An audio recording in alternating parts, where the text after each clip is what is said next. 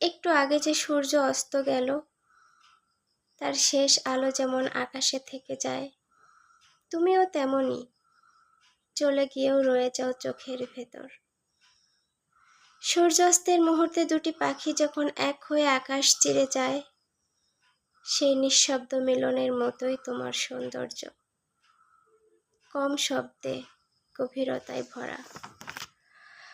অদূরে গাছের সারিগুলো যেভাবে সারিবদ্ধ দাঁড়িয়ে থাকে বহুদূর পর্যন্ত, তুমিও ঠিক তেমনই, নীরব, স্থির, অথচ বিস্তৃত।